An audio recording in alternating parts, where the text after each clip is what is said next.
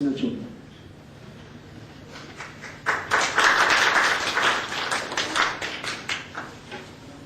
Virat. And few more poems in Hindi.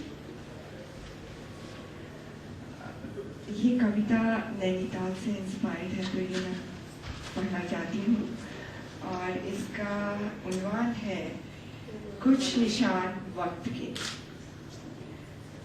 झील से झांकते आसमान की गहराई, झील से झांकते आसमान की गहराई में बादलों को चुनती पहाड़ों की परछाइयां और घने पेड़ों के बीच फड़फड़ाते अतीत के पिछले चेहरे, झरनों के झरझराते मुख से झरते मधुर गीत संगीत, हवाओं पर बिखरी गेंदे के फूलों की सुनहरी खुशबू, दूर कहीं सजदों में झुकी घंटियों की गूंज, बांसुरी की धुन में लिपट कर चोटियों से धीमे धीमे उतरती सुबह की सुरीली धूप,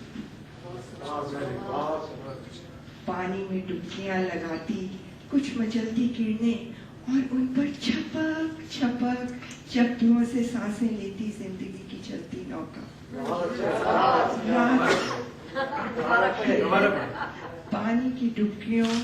पानी में डुबकियां लगाती कुछ मचलती किरणें और उन पर छपक छपक चप्पुओं से सांसें लेती जिंदगी की चलती नौका। रात की झिलमिलाहटों में तैरती चुप्पियों की लहरें, किनारों से टकरा कर लौटती जुगनुओं की वह पुरानी उम्मीदों की ठंडी सड़क पर हवाओं से बातें करती किसी राहगीर के सपनों की तेज टप्पे। हर एक हिल स्टेशन में, every hill station there is a thandi sadak, तो उसकी इमेजरी है। उम्मीदों की ठंडी सड़क पर हवाओं से बातें करती किसी राहगीर के सपनों की तेज दौड़ती टापे, पगडंडियों को समेटे कदमों में अपने पहुंची है वहां तक जहां मंजिलों के मुकाम अक्सों में थम गए हैं। झील की गहराई में उतरकर नींद को थपथपाते हुए उठती सुबह की अंगड़ाई में रम गए।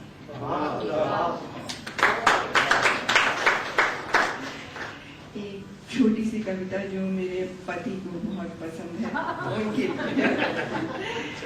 ओस की एक बूंद।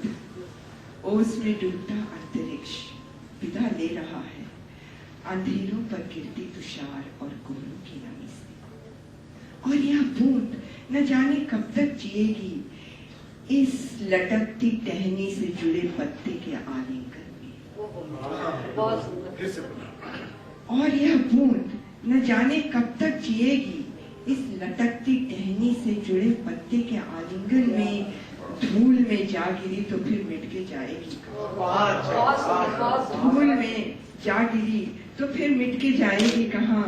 ओस की बूंद बस चुकी है कब की मेरे व्याकुल में।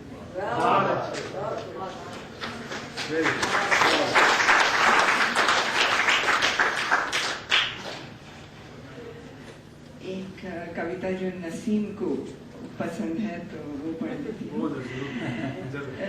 मेरी खिड़की के बाहर एक डूबता सूरज है जिसके रंगों को मैंने आंखों से छुआ और पलकों पे सजाया। ये इंसिडेंटली पहली कविता है हिंदी की जो मैंने अपने संगम में बैठ के कनाडा में लिखी थी। This is the first poem which I wrote in Canada. मेरी खिड़की के बाहर एक डूबता सूरज है जिसके रंगों को मैंने आंखों से छुआ और पलकों पे सजाया है। रुकी हूँ उस पल के लिए जब ये रंग मेरे लहू में घुलकर मेरी नस नस में बहेंगे और ये नसें मेरे जिस्म से निकलकर मेरी रूह में बहेंगी। मेरा सूरज कितने करीब है मेरे कि मैं अपने आंखों की रोशनी से उसके जिस्म को छूती। रुकी हूँ उस पल के लिए जब मेरी रूह आंखों की रोशनी बनकर निकलेगी और सूरज सिमट कर मुझ में आ ढलेगा। मैं क्षितिज बनकर उन रंगों में नहा लूंगी। उस एक पल के सपने को लिए जी रही हूँ तो सिर्फ तुम्हारे लिए, तुम जो मेरी खिड़की के बाहर की जिंदगी की सरहद पर हर रोज डूब जाते हो, और मैं अपने खाली हाथों में तुम्हारे रंगों को बटोरे अंधेरों में खो जाती हूँ।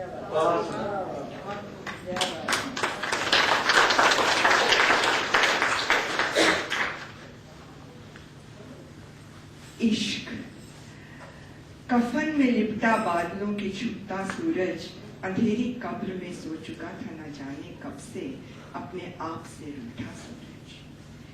एक आग के दरिया में बहते किनारे उफक के न जाने चलते रहे, इसके लिए दिन के ढल जाने तक। कौन था यह, न जाने कब से खड़ा था, जो सामने बाहें पसारे पौ के फटने और भोर के हो जाने तक, कब्र के फटने और कफन के उड़ जाने तक। ओस की बूंद में छिपकर बैठा सांसें लेता, इश्क का कोई टूटा हुआ टुकड़ा है शायद, किसी बिसरे हुए गीत का कोई भटका हुआ मुखड़ा।